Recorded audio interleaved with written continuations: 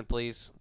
Hello, and welcome to Player 3 Podcast reaction video to the Ubisoft E3 2016 press conference. I am your host, Luke Croft, alongside Dizzy. That's already his nickname, Cooper. Hi. And Benjamin D. Hankins. The D stands for Dad. And then the always visually stunning Larry Hunt. Guys, we just endured the longest 2 hours of our life. Seriously. Watching the Ubisoft press conference. Let's just get a little frustration out of the way here in the beginning. Ben, let's kick it off with you. How are you feeling? I am feeling depressed. I'm feeling a little bit of joy, and then I'm feeling mostly anger, and really just confusion on what all happened to me in the last couple hours. Yeah, you put it well. It feels like something has been done to me. It started weird and got real cool, and then weird and A little hint of cool? a little hint of cool, and then it just died. And they just kept hitting it, the dead horse. They just kept on. Then they put C4 in the horse and blew it up, and then started hitting the chunks of the horse that blew up. Until they were just fluid, and then they mushed the blood mud back together and just hit it some more. And it turns out it was all just Yves Guillemot. Diz. You look perplexed. I'm a big fan of awkward things. Like, I love Tim and Eric. I love just feeling really uncomfortable and thinking it's funny, but that was a whole new level of uncomfortable for me. Mhm. Just the sections in between the video games, people trying to be cool. Mm-hmm. Oh, I couldn't. That was so bad to me. Yeah, this was so different from Microsoft's because Microsoft, it was just boom, boom, boom, on to the next, on to the next, on to the next. And the rhythm of Ubisoft's was mostly let's show like a trailer, let's come out, talk about it, then we'll show you gameplay, and it just took too long. Yes. Like, every little game does not need all of that attention. and not even big games need all that attention, you know? Show me what you think is going to impress me the most. Is the gameplay going to be the impressive thing? Are you far enough along to give me that? All these games are coming out in the next year. Got that prediction right. But they're all far enough along. Just show me some gameplay. I don't need to necessarily see a trailer about it. So, all right, let's just do a quick little rundown of what we saw. We started off with Just Dance 2017 with giraffes and elephants dancing and then giving condolences for tragedy. It was the weirdest thing ever. It was just a very odd beginning. It's like, hey, big party, let's dance. Somber moment, Aisha Tyler cussing. Yes. And There was the progression. And it seemed like the dancers had no clue the moment was coming, the moment of silence, because they like around her just grinning, like, what is happening? And Yeah. Yeah. it was Yeah, Very nothing strange. says like we feel bad for the situation by being surrounded by dudes in giraffe costumes and a lion costume. And Yeah. Well, and it was even awkward right before the conference even started because we're watching IGN's coverage. They kicked it over because there was a pre-roll trailer that played, but then they went to these two dudes who were just super awkward during the pre-show too. It was and just a clearly bing, stalling. yeah. They were like, hey, they went to this girl in the crowd and they're like, do you know who so-and-so is? And she was like, yeah, she's all right. And they're like, okay, yeah. All right, that's going to do it for us. twice that one guy said, "Oh, it's almost over. Oh, isn't that sad?" Like just end it. Just stop. It was bad. So we saw Just Dance 2017. We got a long look at Ghost Recon Wildlands. Another good look at South Park: The Fractured But Whole. Well, real quick. Yeah. I would argue we did not see Just Dance 2017. We just saw a bunch of random people dancing to announce that there is a Just Dance 2017. It's like Very well put, Larry. it's like when old Greg's like, "You remember the boat times?" And he's like, "That was more of an exposure, Greg." That's what the Just Dance part felt like. But then we got to see the Division stuff, VR, Eagle Flight, Star Trek Bridge Crew VR game. I'm reliving all of this over in my head as I'm moving through it. Am I in hell? Then, then we Possibly.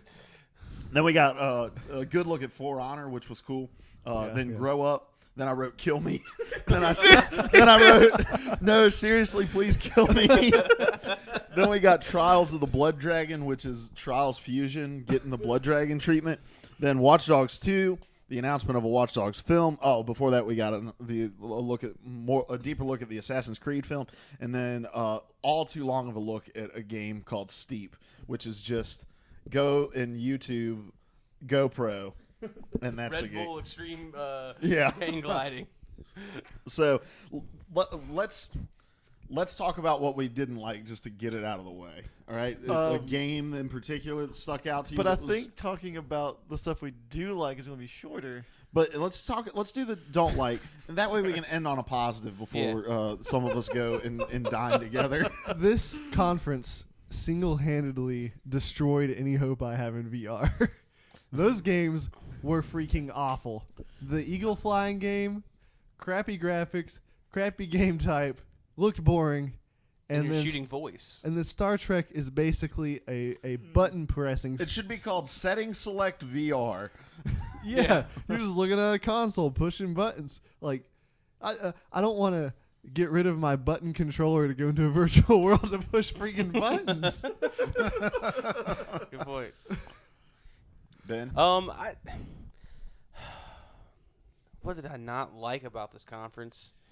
I'm with Diz. I feel like it's a shorter list to say what I do like, but there were so many strange transitions, so many weird like little hiccups in the reveals of things, and not so much hiccups like in the technology of the reveals of things, but just the content they gave us. Like it made no sense. I think you said earlier in our reaction here that they showed us the wrong bits of things for the games. If they would have shown us gameplay on certain games, it'd have been a lot better than these reveal trailers they were pressing out for us. So, and the fact that I had to sit back and think, okay, where's Watch Dogs at? Why are we an hour and a half into this conference and I have seen nothing about Watch Dogs?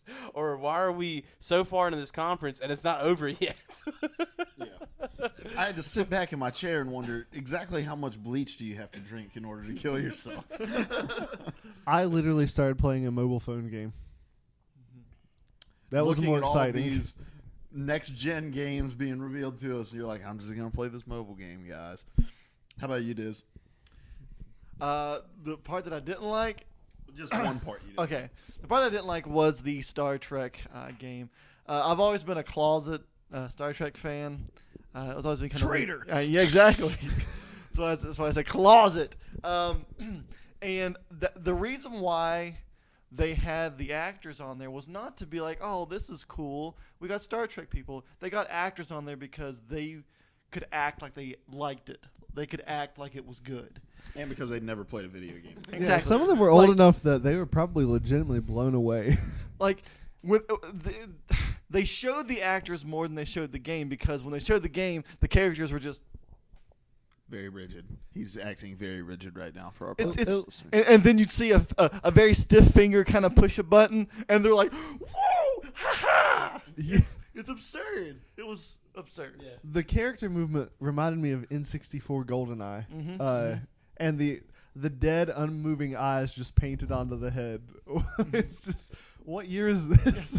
Like, they were like, every position has their function. You got the engineer, you got the gunner, you got whatever the other one was, and then captain, which, if you're familiar with Star Trek, you just kind of just sit there and you yell stuff out. I don't need a VR set to yell at people. I don't need a VR system to push a button. We're backtracking. We're not going forward. I didn't like the length. I mean, stuff should have just been pared down. It should have been more concise. Aisha Tyler should have not talked as much as she did.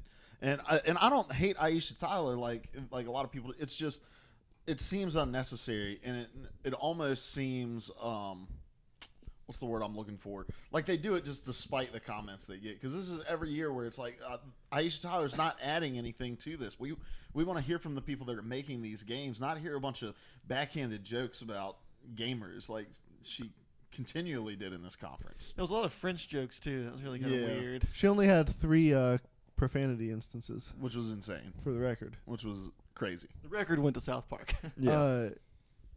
And I wonder if they initially, and maybe there's some spite mixed in now, but I also wonder if it's just like she's one of the few people that's not super awkward and she is really engaged in what she's doing, and maybe they just lean too heavily on her. I don't know. Yeah. All right. Well, let's talk about some cool things. I think we all kind of universally agreed. Ghost Recon Wildlands was really cool. So just a rundown.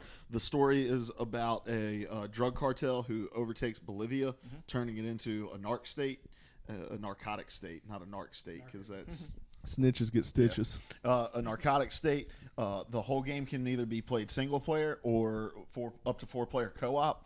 It's an open world game, going to be releasing in March. We got to see an extensive look at one of the missions where you take out somebody called the Stew Maker, which, upon further reading, was an actual person arrested in the Mexican drug cartel in 2009, who said he dissolved over 100 bodies, which is pretty insane. But so, what do you guys think of it?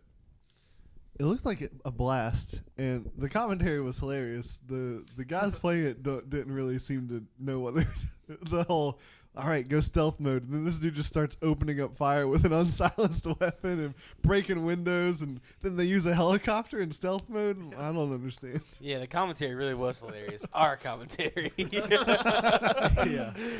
That game, though, it's just... Even though we made fun of it a lot, that game still looked like a ton of fun. Like Yes. a huge amount of fun. The vehicles you can use, the setup, like tactically you can use to kind of work together to finish your mission just looked awesome. Awesome. And, well, what we learned about from the Division, because we used to laugh at the kind of pre-scripted gameplay videos of the Division, but what we learned is it's all about the people that you play with, and if you're playing with people who want to play tactically, you can do that. And this seems like yet another game that you can do that in. And we were regaling one another with stories of Ghost Recon Advanced Warfighter and about how those missions were super complicated if you were playing with other people because it required a certain level of communication. And the missions were just hard in general. And that mission that they did looked like it was hard. There were a lot of enemies, and I mean, they just knew the mission and how to do it. How about you, Diz? What really attracted me to it was the storyline. Because I love cocaine. Yes, no. I think the guy did a really great job of kind of giving the backstory of what was going on. I'm very interested in culture, and I know that's a kind of a big thing in South America, and just the way that they were able to take something that's truthful and kind of blow it out of proportion, but it still feel real and believable. I think that's what really attracted me to it. I just think it's a good basis for a story. I'm more and more growing to just like the games where we can get in there together and work together to do it. Like, it doesn't even have to be multiplayer, like Overwatch is. As long as we can get in there, have a sense of team and communication, and this seems just like a really fun game to do it on. So South Park: The Fractured But Whole, we had Trey and Matt come back to reveal it. Doing Coon and Friends this year instead of do they have a name for that, or is it just? Trying to think of what it was. Just the wizarding, whatever, the high fantasy stuff. Yeah, they're trying to be Lord of the Rings, essentially. Yeah. So we'll start with you, Diz. You're a big fan of this. Looking forward to it. Yes, absolutely. I thought Stick of Truth was absolutely amazing because the gameplay was fun. It really felt like just an episode of South Park, and it was hilarious. And what I really liked about the reveal was they showed a lot of the new features, but they also just kind of really showed how funny it is. How, that even though it was very difficult for them to make these games, they did not skip on the storytelling. They did not skip on the funny lines. And especially when I think it was Trey that was talking about the Kanye storyline is going to be involved. Like, there's just so many callbacks to what we love about the TV show. And some of the new features seem a little bit more complex than the last game, which I'm fine with. I'll adapt to it. So let me just give a quick rundown. Yeah. They talked about combat and how space is now a part of the combat. Your players are not fixed to one point. You can move strategically, so making it more of like a chess match, try to get position on people, try to take cover. And on that point, this isn't a game that I'm probably going to pick up. I'm just not really into South Park, but But that system was really appealing to me. If you've ever played Dungeons and Dragons, they even said it was heavily inspired by that, and you could see that. And I love that movement system. It's going to play like a game of Dungeons and Dragons. Yeah, very Seems tabletop grid-based. inspired. Yeah, and grid based. So that's pretty much the major change. And then there's a little bit of time stuff that you can do with your farting abilities and Yeah. whatnot. So But the one thing that really appealed to me is that, I love character customization, and this has it in there. But when they showed the 4 initial classes of hero, it looked like there was probably 7 12. other. What? Or 12 total. They just showed them like blacked out, like you unlock them or something, or that's something that you're going to get with the full game. That really excites me.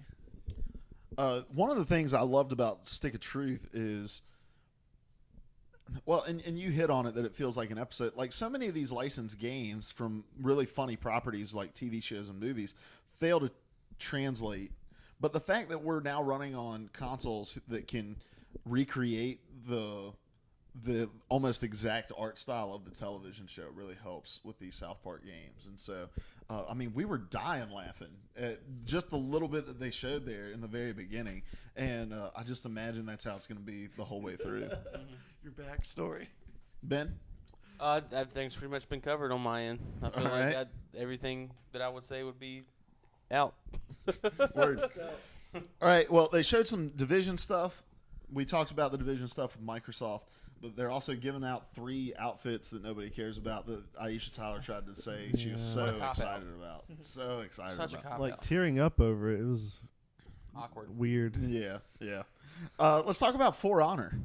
Okay. Let's. Yes. Larry, we'll That start game over. looks freaking amazing. This game was made with Larry in mind. Yeah, that like- guy that walked out on stage with his cane is Larry in 40 years. Right. So you basically it's fighting. It's just armies. You can be barbarians or Japanese samurai or It's Vikings.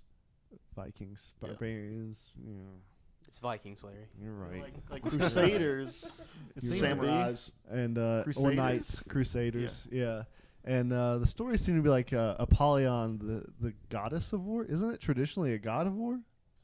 It's like a black stone or something. But this is like a chick version of Apollyon, is like pushing these people to fight.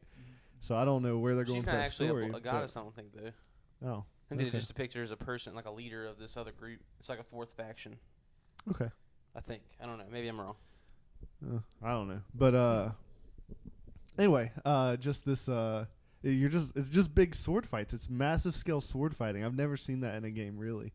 I've seen it like implied in a game, like you got people fighting around you, but there was very little interaction, like real interaction. But this is like Battlefield meets sword fighting almost. It's like medieval Battlefield, and the fighting system is pretty complex. Like it's not just hack and slash, but you've got to decide which side you're going to guard on and stuff like that.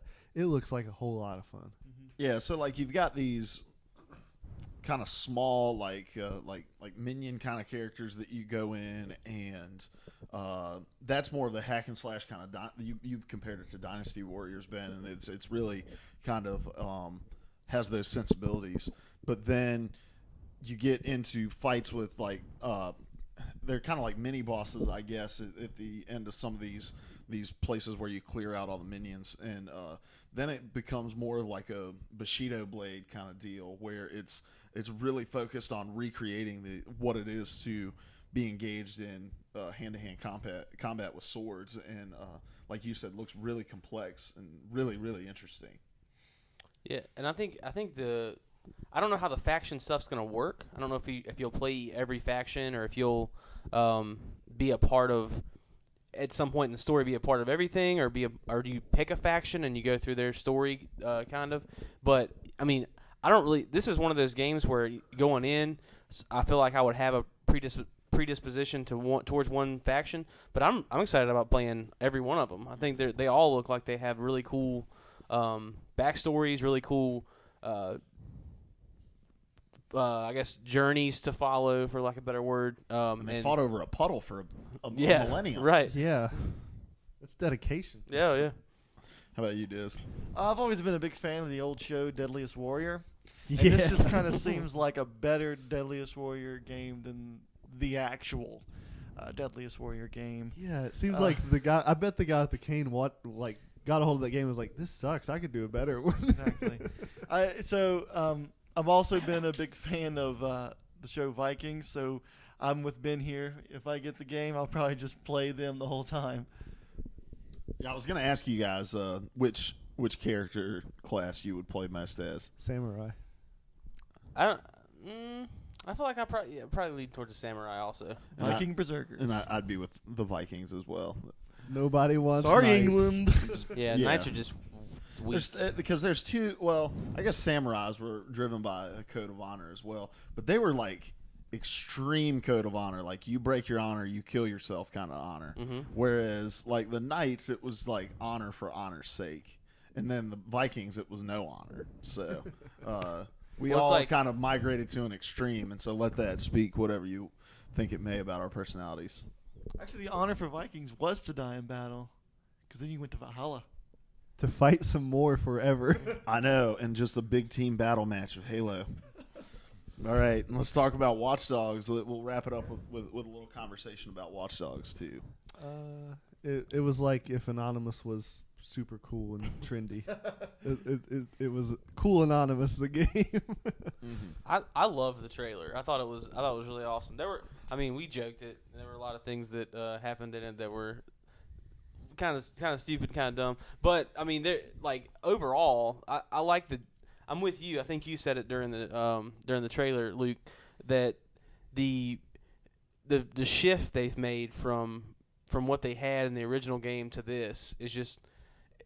I like it a lot better. The story of an angsty uncle is just weird to me. It doesn't make sense. Yeah. And this kind of fills that void. Being a hacktivist group is just a cooler take on it, I think. Well, and the whole concept of the universe in Watch Dogs is that there is this government entity with all of this technology that is just encroaching on your privacy at all times. Like there is no such thing as privacy. And so there's this overarching meta narrative within it that just kind of gives you a feeling of being overwhelmed. And because it's like, how do you combat something that much larger than you? And Watch Dogs, the original Watch Dogs, took this large meta narrative and boiled it down to just this kind of basic revenge story that really didn't kind of explore the whole depth of the regular citizens of the world don't have any privacy, so what do we do with that? Instead it used that breach of privacy to kind of explore the underground nefarious characters of Chicago. But this seems to be looking more at how does 24/7 surveillance strip humanity away from people who are just trying to live life day to day, and how does this hacktivist group restore that humanity? That's the conversation that the main character's having with the guy on the rooftop, is how long do you think it's going to take once we take this down to get these people to become humans again?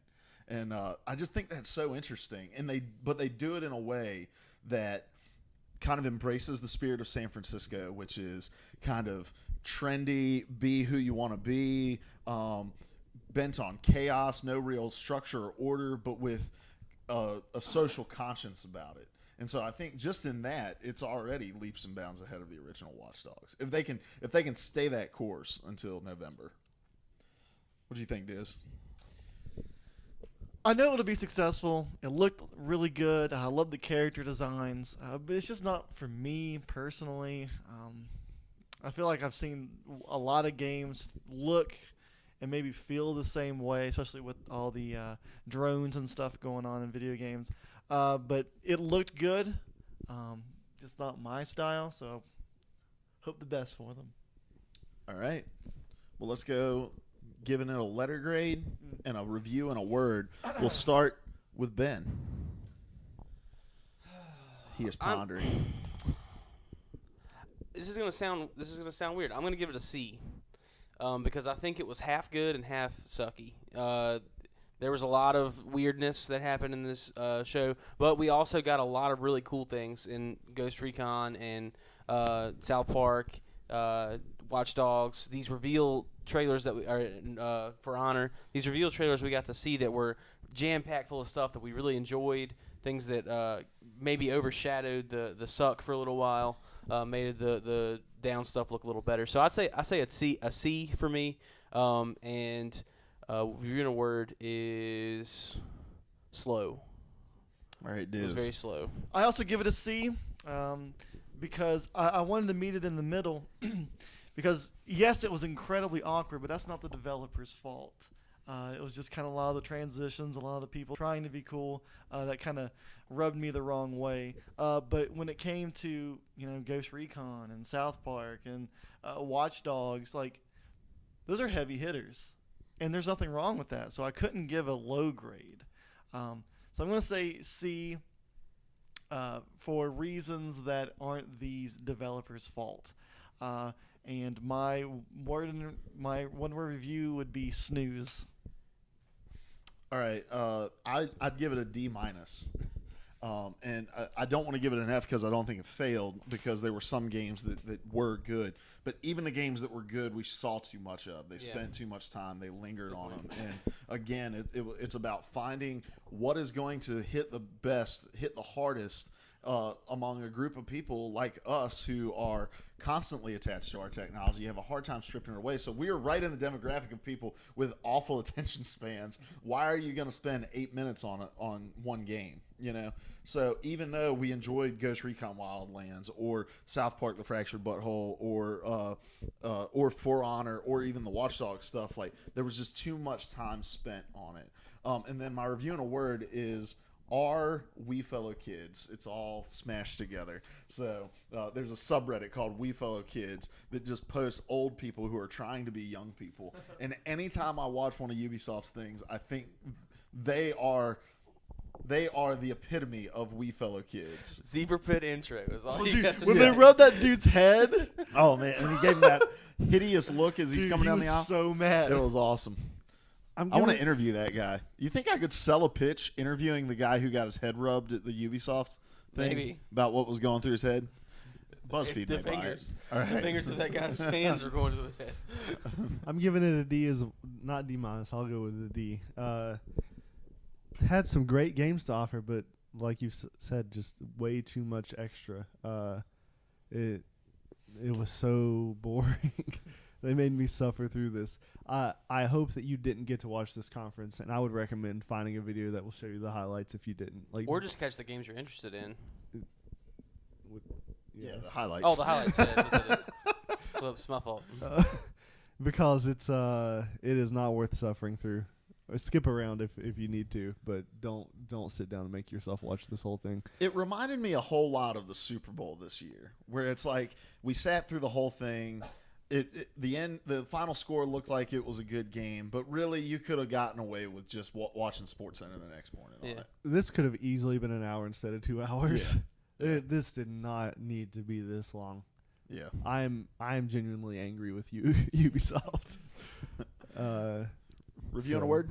Boring. Which The is B word. when I look at Ghost Recon and South Park and The Division and For Honor, I'm like, I feel bad almost. Yeah, But like you look at the lineup and you think that wouldn't have been boring, but you look at it and it's like watching somebody else play a video game for 10 minutes. It's like, I don't want to do that. yeah, Even though I make you guys do that all the time if I'm in the middle of something when you get here. I just get on Twitter, which So- is what I did in this conference, and then I played a mobile game. All right. So hopefully you got a little bit of information here and you can go seek out what you want more on. But thank you guys for tuning in to our Ubisoft E3 2016 reactions. Stay tuned for the PlayStation ones coming up here in a few hours.